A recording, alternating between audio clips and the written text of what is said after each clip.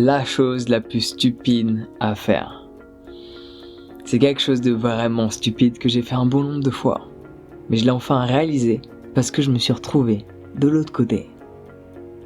Cette chose qui est extrêmement stupide à faire, c'est de ne pas pleinement écouter quelqu'un qui s'exprime et que tu ne connais pas, parce que cette personne pourrait porter un message qui serait éventuellement amené à changer le cours de ta destinée. Mais si tu ne l'écoutes pas, tu ne pourras jamais le savoir. Si tu n'essaies pas de connaître cette personne, tu ne le sauras jamais. Tu vois, il y a quelques jours de cela, j'ai été payé pour m'exprimer. Et les gens mangeaient. La plupart d'entre eux ne savaient pas qui j'étais. Ils ne connaissaient pas Jean Laval de YouTube. Il n'y a rien de mal à ça. Mais la plupart étaient trop occupés à manger plutôt qu'à m'écouter. Alors que pourtant je parlais de sujets qui nous concernent tous. Le bonheur. Comment être de bonne humeur. Comment se sentir bien dans notre quotidien, alors que la plupart de la population française, voire mondiale, vit des périodes d'anxiété, de stress et de dépression.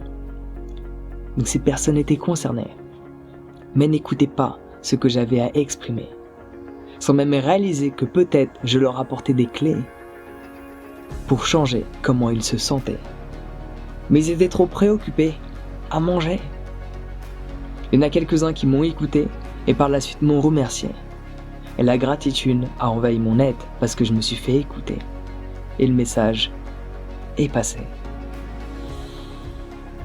Bon, je m'arrête de slammer. Ça vient tout seul, je contrôle pas. Les mots sortent d'eux-mêmes. On pourrait faire une chanson avec.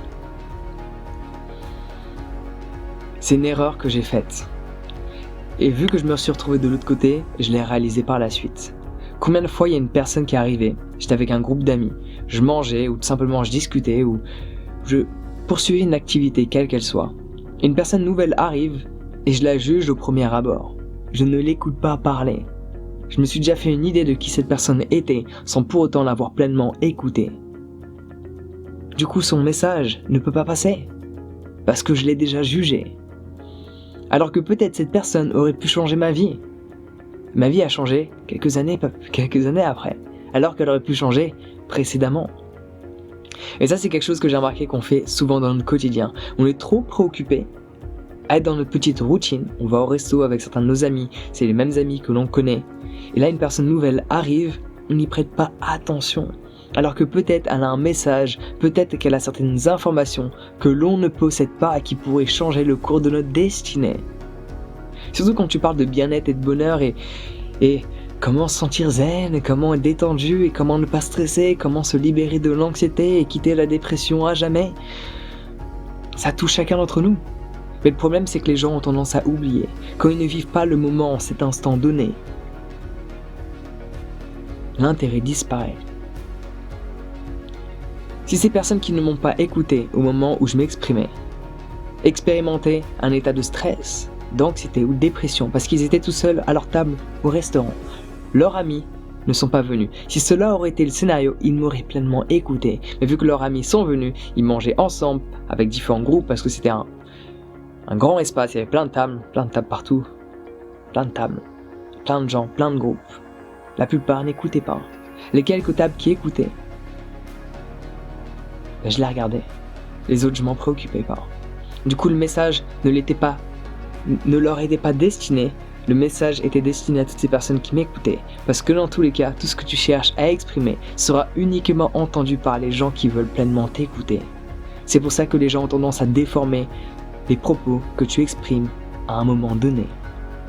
Tu dis quelque chose, l'intention est claire, le message est clair, et pourtant, même si on a tous une interprétation différente de ce que l'on peut entendre, voir ou percevoir ou même ressentir, il y a des gens qui vont inventer un contexte qui n'a rien à voir avec celui de base, qui n'a rien à voir avec le contexte de l'origine, juste parce qu'ils t'ont jugé et n'ont pas voulu pleinement t'écouter parce qu'ils ont observé qui tu étais, ou pour être plus exact, qu'ils pensent que tu es.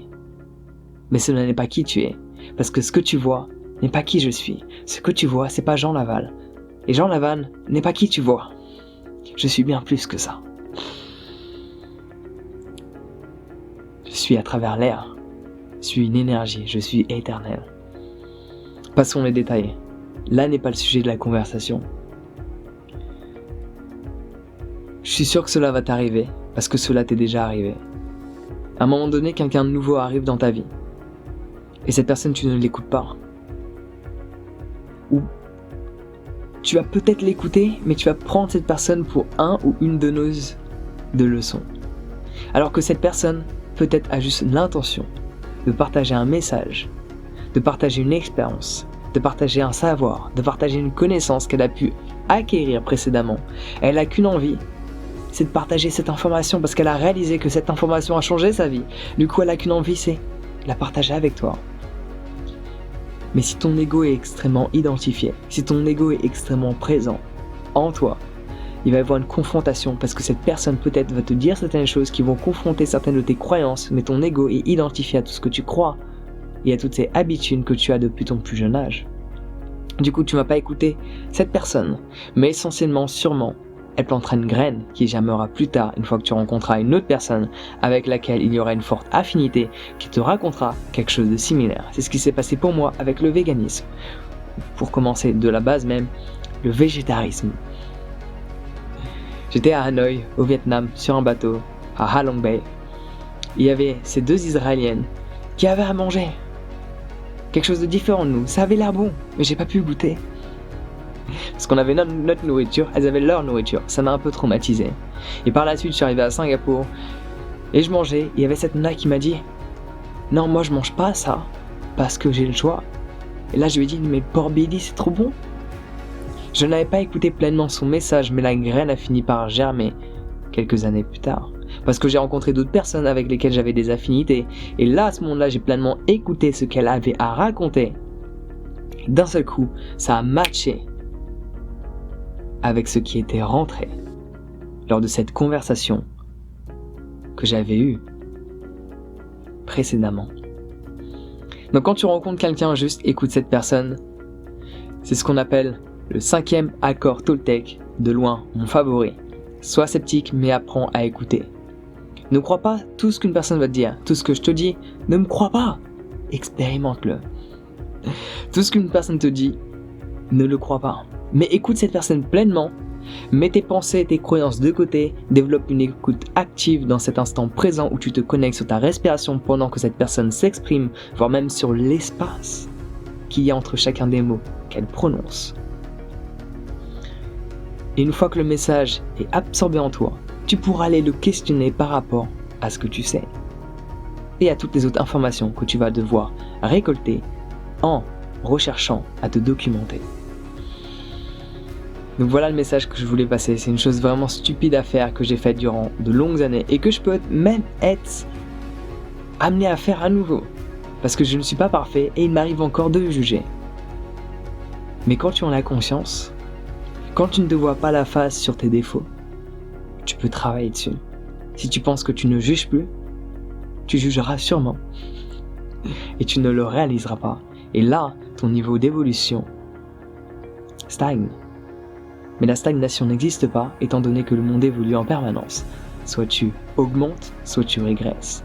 Que veux-tu pour ton niveau de conscience ? Donc j'espère que le message est passé. Sur ce, passe une bonne journée. Prends soin de toi et à bientôt.